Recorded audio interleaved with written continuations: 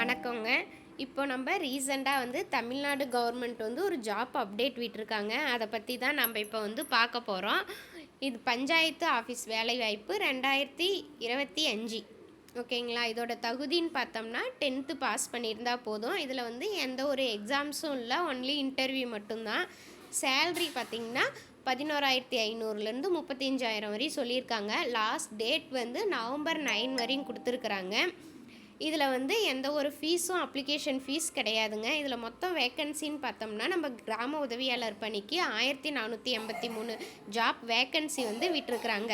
இப்போ இதோடைய application form எப்படி ஃபில் பண்ணுறது அப்படின்னு பார்க்கலாம்.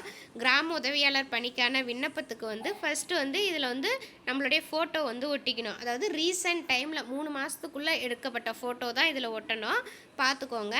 அண்டு இந்த விண்ணப்பதாரரின் பெயர் தமிழில் அண்டு ஆங்கிலம் ரெண்டுலேயும் எழுதிக்கோங்க. உங்கள் தந்தை பெயர் அல்லது கணவர் பெயர் எழுதிக்கோங்க. பாலினம் என்ன, பிறந்த தேதி, வயது 1/10/2025 என்று குறைந்தபட்சம் 21 வயது பூர்த்தி அடைந்தவராக இருக்க வேண்டும். இந்த கிராம உதவியாளர் பணிக்கு 21 வயது நிரம்பி இருக்கணும்னு சொல்லியிருக்கிறாங்க. கல்வி தகுதி 10th சொல்லியிருக்காங்களா, 10th மேலே நீங்கள் என்ன பிடிச்சிருந்தாலும் அதோடைய கல்வி சான்றிதழ் நகல்கள் இணைக்கப்பட்டிருக்கணும். அண்டு 10ஆம் வகுப்பில் நீங்கள் தமிழை ஒரு பயிற்று மொழியாக எடுத்திருக்கீங்க அப்படின்னா அந்த தமிழ் மார்க் ஷீட்டும் அட்டாச் பண்ணி ஆம் அப்படின்னு டிக் பண்ணுங்கள். உங்களுடைய கேஸ்ட் என்ன, அதில் நீங்கள் என்ன ஜாதிங்கிறத எழுதணும். அண்டு என்ன மதம், ஹிந்துவா, முஸ்லீமா, கிறிஸ்டினா அப்படிங்கிறதையும் எழுதணும். திருமண நிலை என்ன அப்படின்னு எழுதுங்க. வசிக்கும் முகவரி, உங்களுடைய இருப்பிட சான்றிதழை இணைச்சிக்கோங்க. முகவரி எழுதிக்கோங்க. கதவு எண், கிராமம், வட்டம், மாவட்டம், பின்கோடு, அலைபேசி எண், மின்னஞ்சல் முகவரி எல்லாமே எழுதிக்கோங்க. இந்த அப்ளிகேஷன் ஃபார்ம் ரொம்ப சிம்பிளாக தான் இருக்கும். நீங்கள் பார்த்தாலே ஃபில் பண்ணுற மாதிரி தான் இருக்கும். பட் அப்ளிகேஷன் ஃபார்ம் கரெக்டாக ஃபில் பண்ணுங்கள்.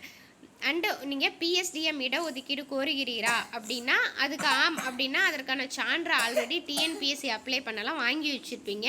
அந்த சான்றை இணைச்சிருக்கணும். அப்புறம் மீதி இருக்க கேட்குற கொஸ்டினுக்கெலாம் ஆமாம் இல்லையா அப்படின்னு மட்டும் டிக் பண்ணுங்கள். இராணுவப்படை வீரரா, ஆதரவற்ற விதவையா, மாற்றுத்திறனாளியா, முன்னுரிமை கோருகிறீரா, இருசக்கர வாகனம் ஓட்டுநர் உரிமம் உள்ளதான்னு கேட்டிருக்காங்க. மிதிவண்டி ஓட்ட தெரியுமா அப்படின்னு கேட்டிருக்காங்க. ஏதாவது கேஸ் ஃபைல் பண்ணியிருக்காங்களா அப்படின்னு கேட்டிருக்காங்க. இந்த உறுதிமொழி படிவம் இணைக்கப்பட்டுள்ளதா அப்படின்னு கேட்டிருக்காங்க. நீங்கள் அப்ளை பண்ணுற உங்களுடைய கையொப்பமிட்ட உறுதிமொழி படிவம் இணைக்கப்பட்டுள்ளதான்னு கேட்டிருக்காங்க. ஆம்னு போட்டுக்கோங்க. ஏன்னா இதுக்கான உறுதிமொழி படிவம் இதுதான். இதை என்னன்னு ஒன்ஸ் படித்து பார்த்துக்கோங்க. மேலே கொடுத்துருக்க எல்லாமே உண்மையா அப்படின்னு சொல்லி கேட்டிருப்பாங்க.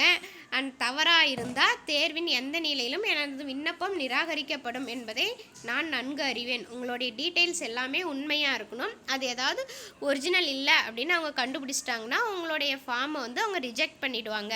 அந்த மாதிரி இங்கே டீட்டெயில்ஸ்லாம் கொடுத்துருக்குறாங்க. உறுதிமொழி இதெல்லாம் படித்து பார்த்துட்டு கையெழுத்து போட்டு நாள், இடம் இதெல்லாம் ஃபில் பண்ணி அனுப்பிவிட்டுருங்க. இணைப்பு, இது கூட என்னென்ன சான்றிதழ் அனுப்பணும் அப்படின்னா கல்வி சான்றிதழ் நகல், ஜாதி சான்றிதழ், இருப்பிடச் சான்றிதழ், ஆதார் அட்டை, வாக்காளர் அடையாள அட்டை, குடும்ப அட்டை, முன்னுரிமை கோருபவர்னா அதற்கான சான்றிதழ், ஓட்டுநர் உரிமம், வேலைவாய்ப்பு பதிவு அட்டை இருப்பின் அதற்கான நகல். இது எல்லாமே நீங்கள் எல்லாமே ஜெராக்ஸ் தான் கொடுக்கணும். எல்லா ஜெராக்ஸும் இந்த ஃபார்முக்கு பின்னாடி அட்டாச் பண்ணி உங்களுடைய எந்த வருவாய் வட்டாட்சியர் அப்படிங்கிறத போட்டு அந்த வட்டம் போட்டு அந்த வட்டத்துக்கான ஊர் என்ன வட்டம் அப்படிங்கிறத போட்டு மதுரை மாவட்டம், இது மதுரை மாவட்டத்துக்கான அப்ளிகேஷன் ஃபார்ம். இந்த மாதிரி ஒரு மாவட்டத்துக்குமே தனித்தனியான அப்ளிகேஷன் ஃபார்ம் விட்டுருக்குறாங்க. அதை நீங்கள் வெப்சைட்டில் போய் டவுன்லோட் பண்ணி அதை ஃபில் பண்ணி அந்த தாலுக்கில் போய் டிஸ்ட்ரிக் எங்கேனாலும் இந்த வருவாய் வட்டாட்சியர் உங்களுக்கான வட்டாட்சியர் அலுவலகத்தில் போய் நீங்கள் அதை கொடுத்துருங்க. சரிங்களா? இதுக்கான கடைசி டேட்டு நவம்பர்